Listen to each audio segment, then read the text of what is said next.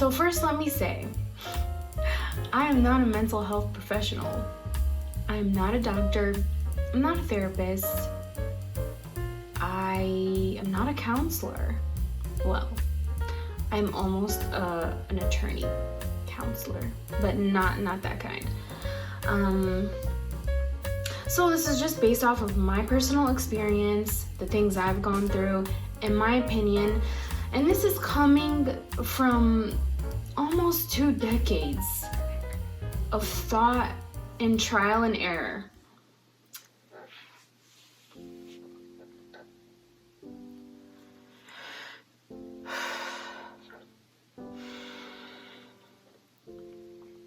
Up until very recently, I always felt like I was broken, and in every area of my life, I just felt inadequate and not enough and not perfect. So in an effort to fix myself, so I can finally be happy, so I can finally play well with others in the sandbox of life, I went on this lifelong journey and lifelong quest to just make myself normal.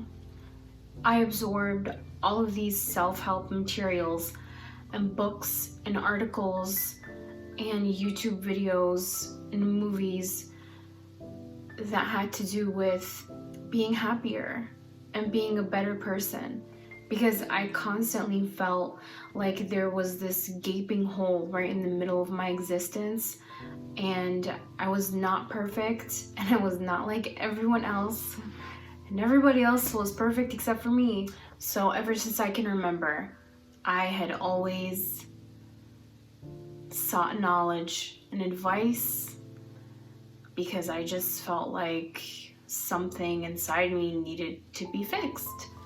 And I tried to fix myself using all of these different resources after so much soul searching and after missing out on so much of my life. Like, I felt like I was constantly unhappy and I could never be happy, even when I tried to, even when I felt like there were moments where I should have been very happy in them.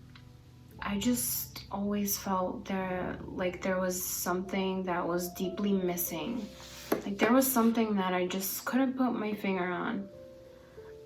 And I always felt like it was me. Like, I was the problem. And I was. I was the problem, and I felt like I was sort of putting on this image of being a normal person. But when I got home, I just felt very deflated. Like I was tricking someone. Like I had imposter syndrome, but it was relating to me being a normal human being, a normal functioning adult. I just wanted to be like that SZA song, Normal Girl. I wish I was a normal girl. I wished I was a normal girl all the time.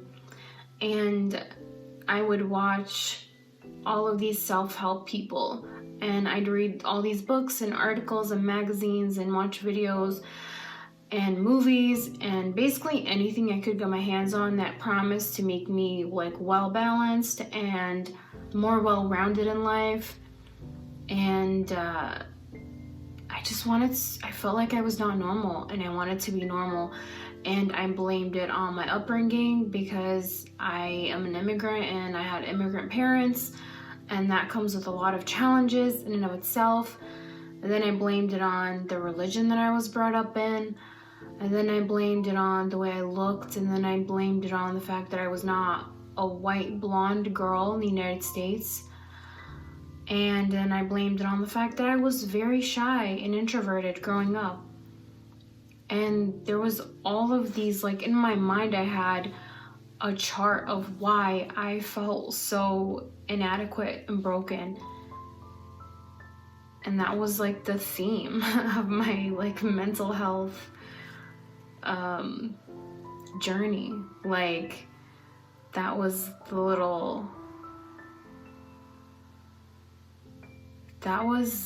my goal.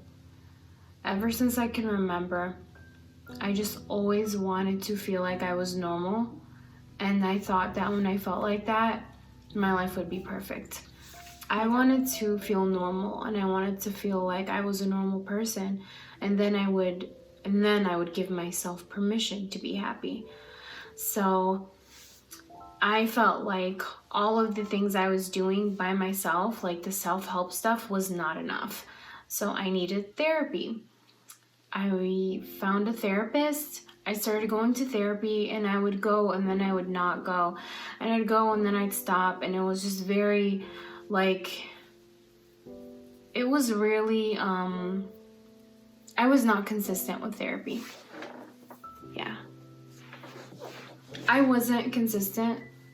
I was not consistent with therapy, which is not good.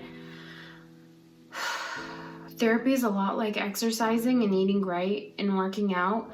If you really want to see results, and if you actually are committed to making a change in your life, it has to be consistent. You have to be serious about it, and you have to get real with yourself about being consistent about it. I always felt like I was a very conscious person, so I'm thinking I'm doing all of these things right because I'm reading all these books that are gonna get me closer. I'm reading all these books that are gonna get me closer to my goal of being a normal person, of being a worthy person. It's not that I didn't feel normal, I also felt unworthy, inadequate. I felt like I had this imposter syndrome, but in every single area of my life. Like, if I did good in a class, oh, I just got lucky. If someone told me that I'm smart or I'm beautiful, oh, that's just one person's opinion. So I never believed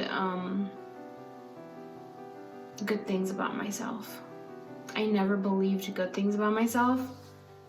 And it's so crazy looking back, because I can see exactly why I felt horrible for a lot of the time. I can see exactly why I felt terrible all the time, but it just, never dawned on me. So the reason why I'm making this video is because it's such a simple thing that I finally realized that has brought so much peace and satisfaction and joy to my life. So I went to therapy, and I finally decided to be consistent with it. And this was the one thing that I feel like has been the most important thing I've learned from therapy. And here it is. There was nothing ever broken about me. There was nothing wrong with me. I was never broken or bad or inadequate or lacking in value. And that was my problem. The problem I was always trying to fix was that I felt unworthy and imperfect, and I thought that there was something like fundamentally broken with me, and I was not like other people, and I was not normal. But that wasn't my problem. My problem was that I believed I was broken, and I was not. I was just a normal human being that has problems. And we're not a problem as humans. We have problems sometimes. Sometimes we're sort of trained to believe that we're inherently bad. And this can come from a number of things. I mean, something that I think that we overlook, especially in my community, is that we come from two nations. I'm talking about like someone from a Middle Eastern background, specifically like an Iraqi person. I think we overlook a lot of what makes us believe that we are inherently not valuable, or we are inherently bad or inadequate, or we're not good enough. We are literally children of war, and we, especially if you live in the United States or a Western country, you come from a population that has been deemed as an enemy for you know, the better for a lot of people who are, most people, when they think of the Middle East, they think of a war. They think of these third world countries that have dictatorships and are backwards. So just growing up as that, you know, with that as your ethnic background, it can make you feel like you are unworthy. It can make you feel like you're bad. Even if your parents don't tell you you're bad, even if you have the most loving, kind family and you have amazing people around you and great teachers, just the fact that that is your background can instill this idea in your head that you are bad. You are associated with these negative things, with dictatorships and wars and famine. So, I mean, there's a lot that comes with it, and it's not something we think of because we feel removed from it. Because, like in my case, I didn't grow up there. Like, those stories are things I also saw on the news. Those are also foreign concepts to me because it's not something I lived through. I mean, I lived through the repercussions of it, and I briefly lived in a refugee camp when I was from the ages of 1 to 5, but I did not, you know, grow up in a war zone. I did not like consciously experience a war zone, even though my parents did, but I didn't. So that's just like one example of how we can be sort of programmed to believe that we are bad, even with just like one aspect of ourselves.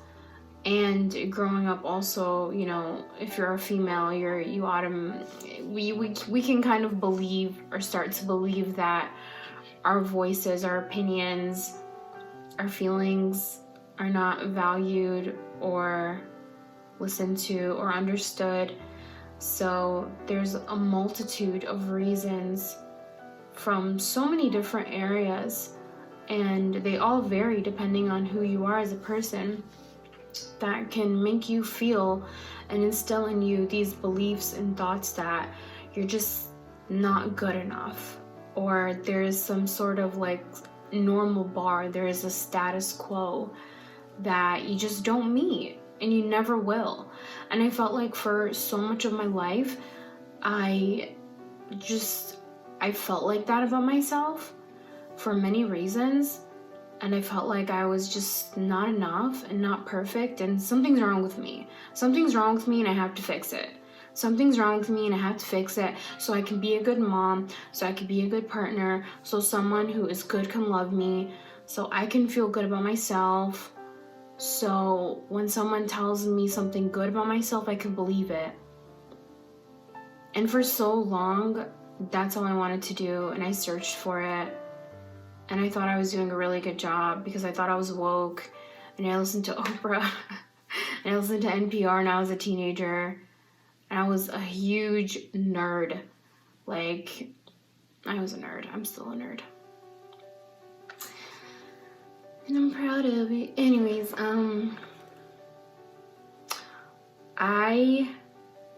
so yeah, the most important thing I've learned from therapy is that I'm not broken. I am a normal person. With all due respect to SZA, I love you, SZA, but I am a normal girl, and so are you.